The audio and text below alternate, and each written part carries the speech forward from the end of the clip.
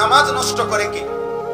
একদম ছোট্ট কথায় বলি, তিনটি কাজ যে করে সে নামাজকে নষ্ট করে। বৈরব এক, যে নামাজ পড়ে ঠিক কিন্তু সর্বদাই নামাজের মধ্যে দেরি করে, নামাজকে তাখির করে, অর্থাৎ নামাজকে যথাসময়ে পড়ে না। আল্লাযীনা ইউআখিরুনাস সালাহ, যারা নামাজকে দেরি করে এরা হলো নামাজকে নষ্ট করে, এরা নিকৃষ্ট। কেমন ভয়ানক কথা বলে। নবীজি উদাহরণ দিয়ে বুঝাইছে, হাদিসে আছে নবীজি সাল্লাল্লাহু আলাইহি সাল্লাম বলছেন, তিলকা সালাতুল মুনাফিক। আমার কাছে আরবি কিতাব আছে, আবু দাউদের হাদিস। নবীজি সাল্লাল্লাহু আলাইহি সাল্লাম বলছেন, ওই নামাজ মুনাফিকের নামাজ, ওই নামাজ মুনাফিকের নামাজ, ওই নামাজ মুনাফিকের নামাজ। তিনবার বলে আসরের নামাজের উদাহরণ দিয়েছে নবীজি। ইয়ারকুবু হাত্তা তাগরুবাশ শামস, যে লোকটা অপেক্ষা করে, আসরের নামাজ পড়ে না পড়ে না পড়ে না পড়ে না, এরই মধ্যে সূর্য ডুবার টাইম হয়ে গেছে। হাত্তা কানাত বাইনা কারনাই শাইতান, সূর্য ডুবার সময় সূর্য শয়তানের দুই সিংহের মাঝখানে থাকে।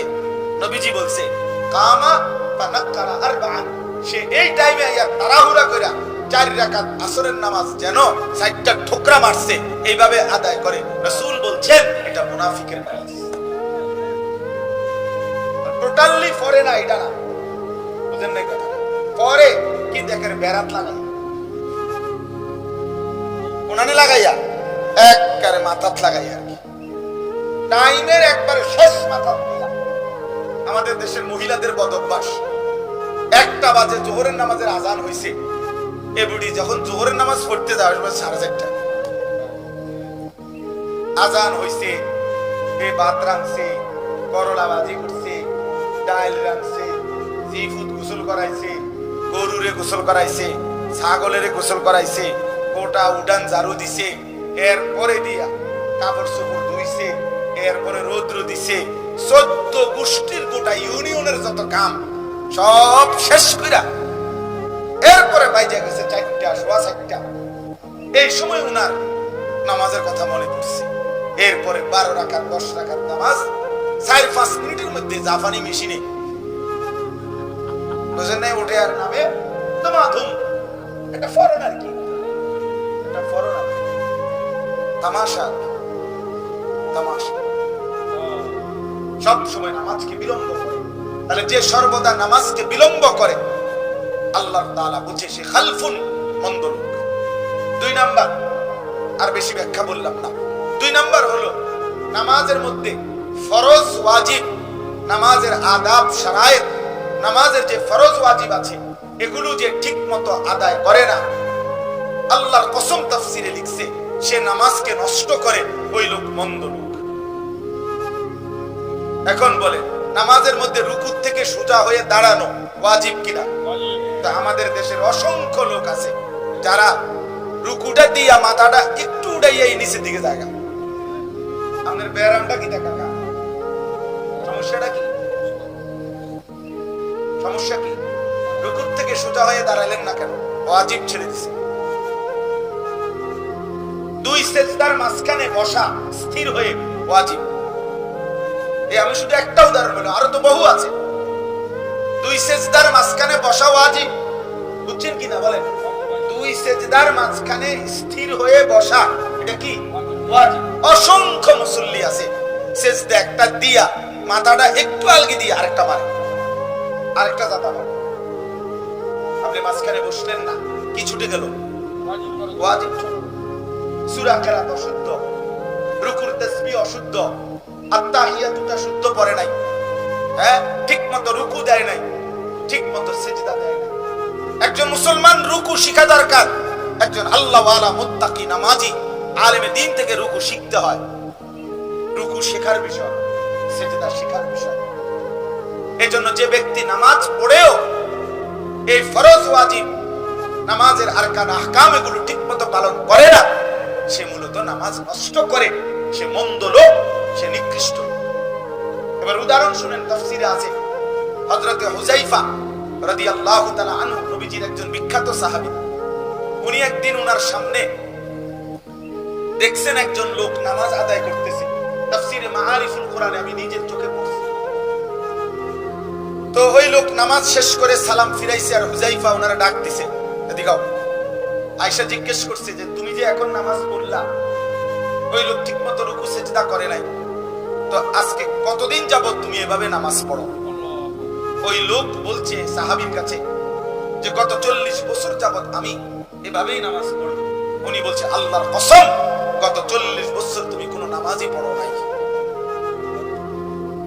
কোনো নামাজ আদায় করো নাই। কি খবর চাচারা? যারা নামাজ টোটাল পড়ে না তাদের বিষয়টা তো বললাম, কিন্তু আপনারা যারা পড়ার নামে তামাশা করেন, আপনাদের হালাত 60 বছর বয়সও আপনার কলজার মধ্যে 10টা সূরা ঠিক করার মতো মানসিকতা আসে নাই? আপনি আজও বুঝলেন না যে আত্তাহিয়াত ঠিক করা দরকার, আফসোস ছাড়া আর কি। আপনি আজও বুঝলেন না? আমার শায়েখ আল্লামা মুফতি মুশতাকুর নবী কাসিমি হুজুর আমারে 4-5 বছর আগে একদিন বলছে, মাওলানা কয়েকজন আলেমকে রেডি করেন, আমরা খুলনা যাব। তা আমি 33 জন আলেম রেডি করছিলাম। তো যাওয়ার আগের দিন বললাম, হুজুর খুলনা কোথায় যাব, কেন যাব? বলছে পাকিস্তান করাচির বিশ্ববিখ্যাত বুজুর্গ কুতুবে আলম আরিফ বিল্লাহ হযরত মাওলানা শাহ হাকিম মোহাম্মদ আখতার রাহমাতুল্লাহ আলাইহির একজন খলিফা খুলনার হযরত মাওলানা মুফতি নুরুল আমিন সাহেব, অনেক বড় বুজুর্গ। বলছে ওনার কাছে আমরা যাব। আমার শায়েখ আল্লামা মুফতি মুশতাকুর নবী সাহেব বলতেছে, মাওলানা আমরা ওনার কাছে যাব, 3 দিন থাকবো, শুধু সুন্নাত মোতাবেক ওযু নামাজ শেখার জন্য। এবং কসম আল্লাহ, ওই 3 দিন থাইকা আমরা হযরতের কাছে যখন ওযু নামাজ শিখছি, তো আমিও শায়েখ আমরা সব আলেম আমরা স্বীকৃতি দিছি দাঁড়াইয়া যে আমাদের নামাজের মধ্যে অসংখ্য সুন্নাতের খেলাফ ছিল। গত বছর খুলনার হযরত শায়েখ আমার বাসায় রাত্রে একদিন ছিলেন মেহমান হয়ে, সারাদিন প্রোগ্রাম শেষ করে আমার বাসায় ছিলেন। রাতের 1:30 বাজে আমি একাকি বাসায় বললাম, হযরত আমি রুকু সেজদা দেই একাকি, আপনি আমার এগুলা ঠিক করে দেন। অনেকক্ষণ হযরত দেখার পরে বলছে, মাওলানা রুকুতে শুধু ডান হাত, এটা একটু এদিকে বেশি চলে যায়, এটা আবার ঠিক করতে হবে। আবার দাঁড়ায়া হযরতের সামনে ঘুমের আগে এই রুকুর হাত ঠিক করে ধরাটা, এরপরে শুইতে গেছে। তাহলে আজও আমার শেখা বাকি আছে, আজও শেখা বাকি আছে। আপনাদের হালাত, আমরা কওমি মাদ্রাসার নুরানির বাচ্চারে যদি আমগো চাচা চাচার সামনে খাড় করাই যে একটু ডরাইস না, শুধু জেন দিয়ে ভুল করে চাচারে ধরে লেবি, হ্যাঁ শুধু ধরে লেবি, দাঁতা দিয়ে লেবি, চাচারে দাদারে ধরে লেবি আন্দা দিয়া, কামটা করছেন কি করে আপনার ইয়ে তুই আমি দিব।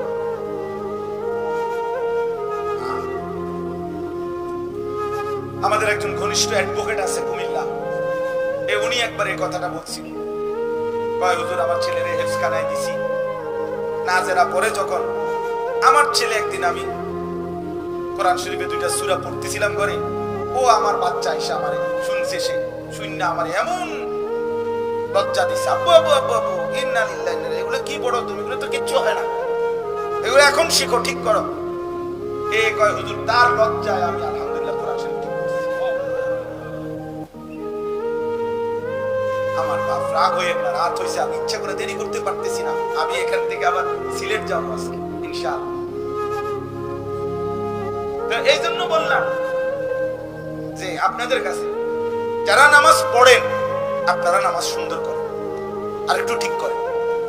ওলামায়ে কেরাম আছে আপনাদের কাছে, প্রত্যেক অঞ্চলে উম্মতের হেদায়েতের জন্য, রাহবারির জন্য আল্লাহ তাআলা সিস্টেম রাখছে, এটা নিজাম, যে প্রত্যেক ওয়াজাআকুমুন নাদির আলাম ইয়াতিকুম নাদির, আল্লাহ তাআলা হয় প্রদর্শনকারী আলেম দ্বীন উলামা আপনাদের অঞ্চলে আছে।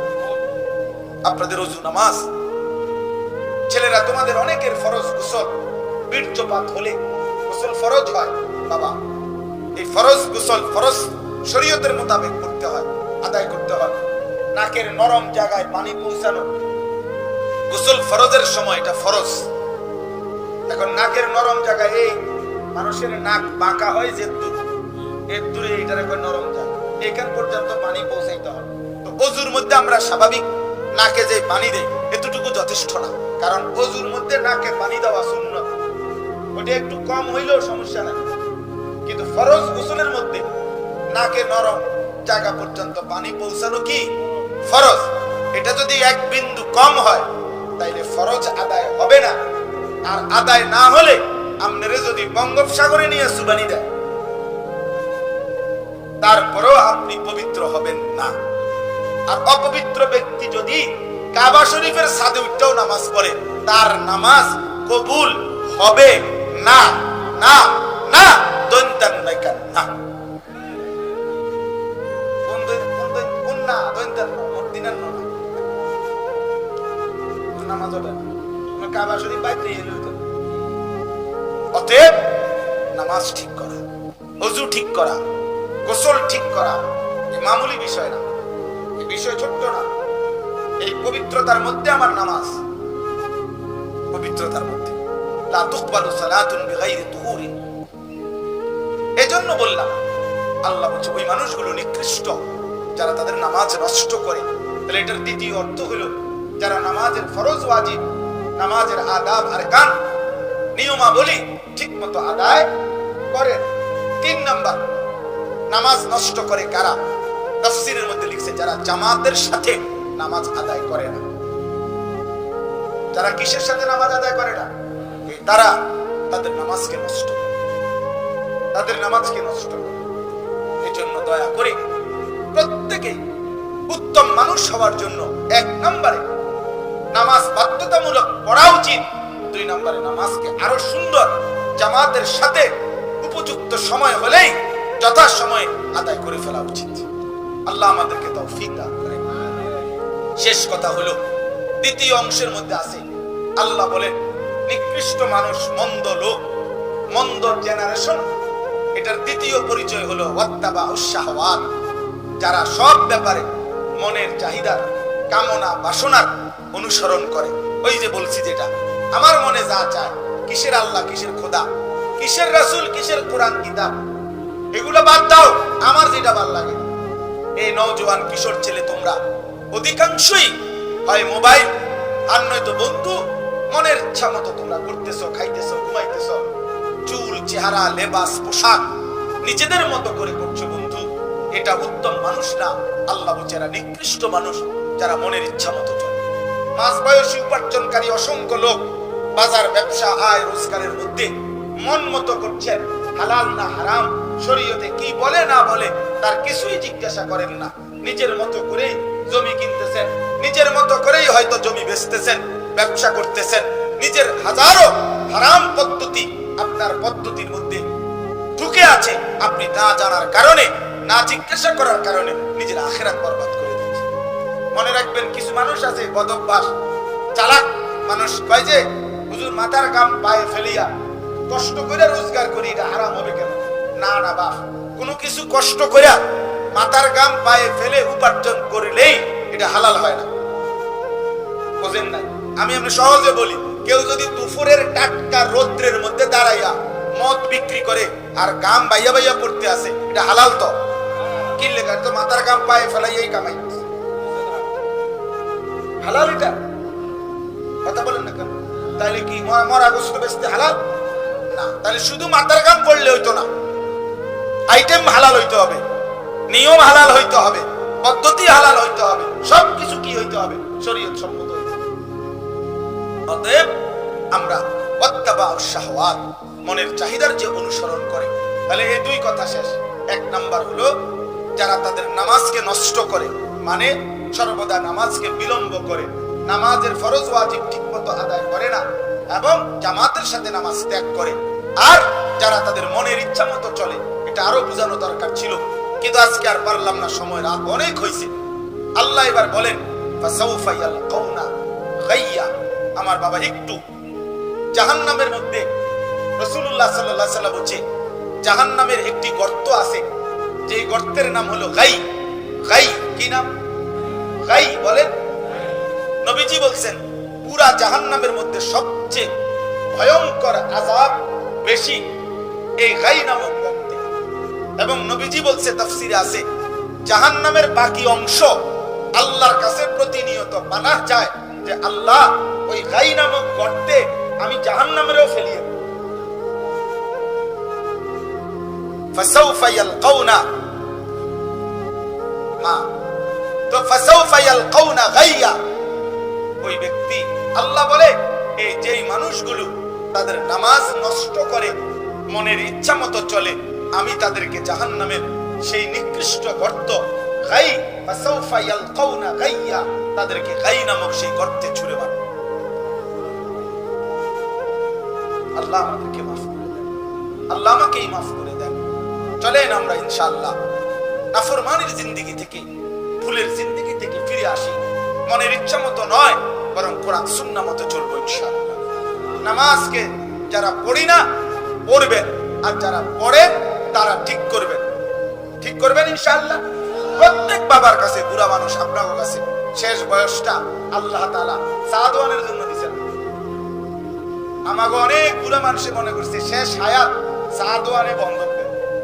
চা দোকানদার রে বলছে, ভাই এ তোর কাছে জিন্দেগিটা দিলাম, তুই কতর বন বিড়ি যা ফারস খাওয়াবি, আর আমার হায়াত তোরে দিলাম, এ এনে বইবে না, না, শেষ হায়াত আখিরাতের নেকি বাড়ানোর জন্য দিছে আল্লাহ।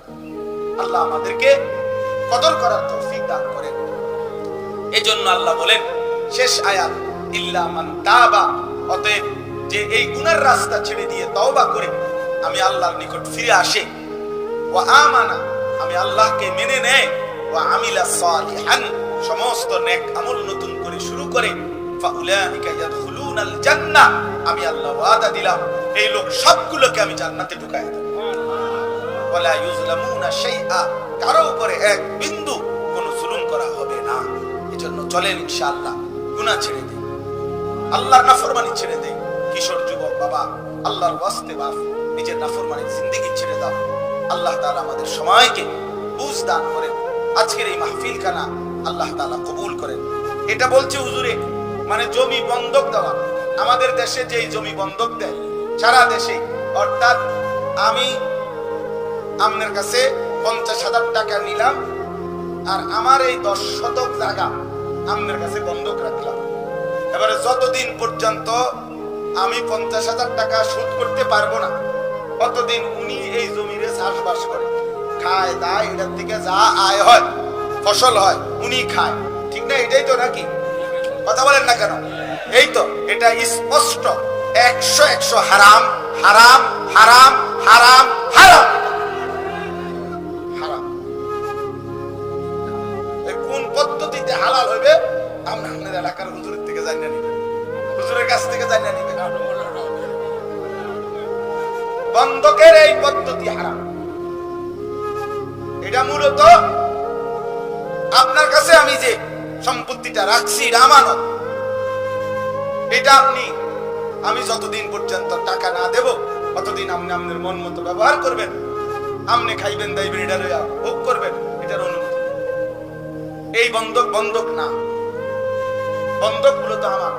আচ্ছা, তো সহজ বুদ্ধি হলো, এটা একদম সহজ পদ্ধতি হলো যে কোনো ব্যক্তি মনে করেন আমি ওই যে জমিটা যে বন্ধক দিছে আমার কাছে, আপনার কাছে আমি দিছি, তো যেহেতু বন্ধক দিছে কেন? টাকার নিরাপত্তার জন্য, টাকাটা যে হাতে যেন ফিরাইয়া দেয় এই নিশ্চয়তার জন্য। আমি আপনারে বললাম আমার মোবাইলটা আপনার কাছে রাখেন, আমি এই 500 টাকা দিয়ে আপনার মোবাইলটা নিব, আমি আপনার কাছে আমানত রাখি। আপনি বুঝি আমার মোবাইলের টাকাটি সব টিপবা শেষ করে লাগবে, কথা পাগলামি কথা বুঝেন না কথাটা? এইটা তো এরকম। এই জন্য বুদ্ধি হইলো, সহজ বুদ্ধি হইলো, জমি যেহেতু ফেলে রাখা এমনি চাষাবাদ ছাড়া, এটাও ঠিক না, এটাও নিষেধ। হাদিসে আল্লাহ রাসূল সাল্লাল্লাহু আলাইহি ওয়াসাল্লাম জমিতে আবাদ করতে বলছে। তো এই জন্য সহজ বুদ্ধি, ওই যিনি জমিটা বন্ধক রাখছে এই বেটার আমানত, উনি আলাদা কথা বলবে, তার সাথে আলাদা কথা বলে তার থেকে এই জমির ভাড়া বাবদ, মানে ভাড়া নিবে, যে আমি 1 বছরের হোক, 3 বছরের জন্য হোক, 2 বছরের জন্য হোক, তোমার কাছ থেকে আমি জমি ইজারা নিলাম, অর্থাৎ এত টাকা ধার্য করে এই আলাদা চুক্তিতে তার সাথে জমির জন্য ভাড়া ইজারা এটা যেটা আপনি আমারে যেদিন দিবেন দিবেন, কিন্তু আমি জমিটা কি করব? এই জমির জন্য আমি আপনারে বললাম যে আপনার এই জমি আমি 1 বছর চাষাবাদ করতে চাই। কথা বুঝছেন? এই কারণে এই চাষাবাদের জন্য যেহেতু আপনার আমি একটা উপকার করছি, তা আপনার তো বিবেকে, তো এই জন্য আমারে আপনি এত টাকা মূল্যে, যেমন 5,000 টাকা দামে, 10,000 হোক, 5,000 হোক, 3,000 হোক, 2,000 হোক, আমি এই 1 বছর চাষাবাদ করব, আপনি আমারে এই জমিটা ভাড়া দেন আমার কাছে। আমাদের দেশে এরকম, আমাদের দেশে তো আছে 1 বছরের লাগিত কয়, বাইরে কি কোন আপনারা, মানে 1 বছরের জন্য চাষ করে না মানুষ, খেয়ে যে 1 বছর পরে এত টাকা দিয়ে ভাড়া নিছে, বছর শেষে এটা ছুটে যায় জমি, আবার নিতে হইলে আবার 1 বছরের কি দিতে হইব, ঠিক নেই? এরকম এইটারে আলাদা চুক্তি, আপনি তার থেকে কি নিবেন? এখন বলে তো আমি যে তার টাকা দিয়ে উপকার করলাম, হ্যাঁ এইটার উপকার যে করলাম, তো উপকারের জন্য তো সে আপনারে বাজার মূল্য থেকে কমায় দিছে। তো আপনি এই উপকারটা যে পাইছেন কোনটা, যে এটা যদি এমনি কারোর কাছে সে এই 10 শতক জমি 1 বছরের জন্য দিত, তাহলে পাইলে হইলে 10,000 টাকা, নাইলে 5,000, তো আপনার তো দিছে 2,000 টাকা দিয়ে। বুঝেন নাই আমার কথা? এই যে আপনি যে 3,000 টাকা সেভ হইলো, এইটা আপনি যদি বলেন যে না আমি এরম হইলে দিতাম না, তো এরম কত মানুষে তো কত জনের ঋণ হাওলা দেয় না, এর লাগে কি পৃথিবী বন্ধ হয়ে গেছে? আপনার মতো বকিল দিয়েন না, কথা বুঝেন না কথাটা?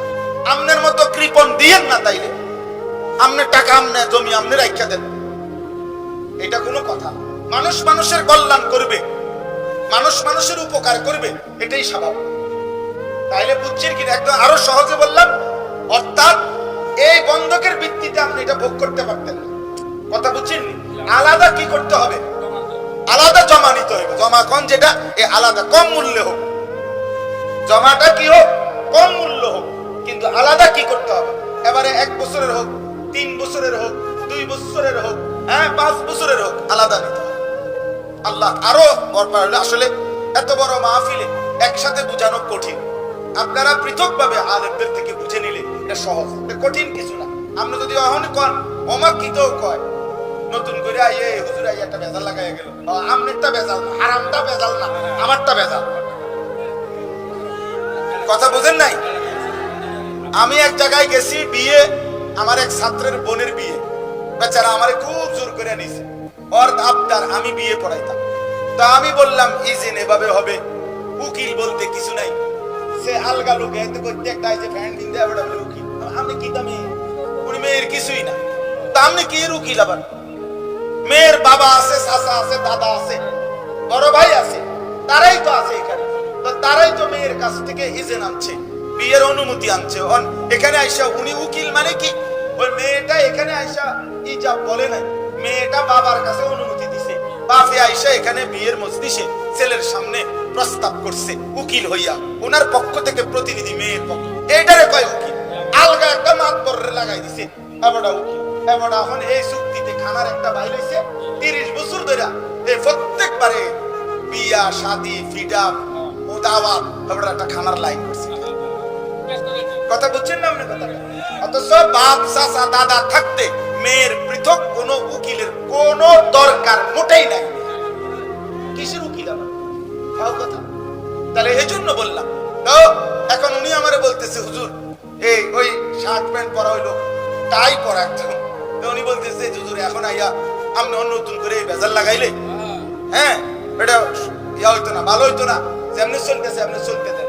তারা আমি বললাম যেহেতু আমারটা হইলে একটু ভেজাল হয়, তাইলে আমি আলহামদুলিল্লাহ ভাত খাইছি, আমার খানার বুঝ হয়ে গেছে, আমি জায়গা বিয়াম নেই পড়া আগের নিয়ম, আমি এই নিয়ম জানি না, আমরা কি রেডি পারিনি, তাহলে মাতবরি করেন কেন? বুঝেন নাই আমার কথা? এটা কোনো কথা?